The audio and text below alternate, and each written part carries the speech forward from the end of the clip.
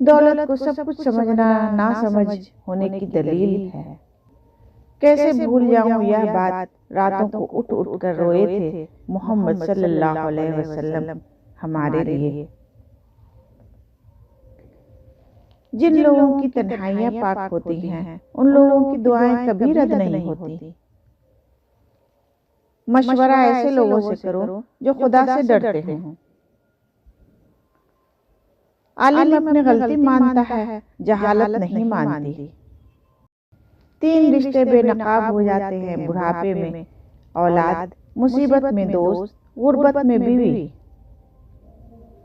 انسان کا بہترین ساتھی اس کی صحت ہے، اگر اس کا ساتھ چھوٹ جائے تو وہ ہر رشتے کے لیے بوجھ بن جاتا ہے۔ اپنی صحت کا خیال رکھیں۔ ساتھ نہ دینے والوں کا طریقہ واردات یہ ہے کہ وقت پڑنے پر وہ ناراض ہو جاتے ہیں۔ فرعون موسیٰ علیہ السلام کو قتل کرنے کے لیے تلاشتا پھرتا تھا، اللہ پاک نے اس کے گھر بھیج دیا کہ قتل کر کے دکھا، الٹا اس کو گھر رکھ کر کے پالنا پڑ گیا۔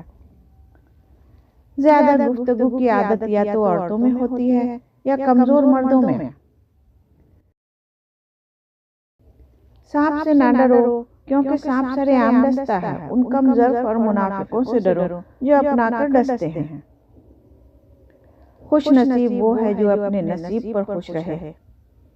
اگر آپ اپنی برائیوں پر قابو پانا چاہتے ہیں تو سچ بولنا شروع کر دیں۔ کسی سے بدلہ لینے کا مزہ 2-4 دن رہے گا، لیکن کسی کو معاف کرنے کا مزہ ساری زندگی رہے گا۔ شوہر یا بیوی کا ایک دوسرے کو توجہ اور وقت نہ دینا رشتے میں کمزوری پیدا کرتا ہے۔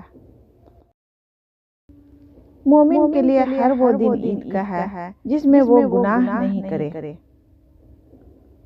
حضرت علی نے فرمایا، جو چور خور کی بات پر اعتماد کرتا ہے اپنے دوست کو اپنے ہاتھوں سے کھو دیتا۔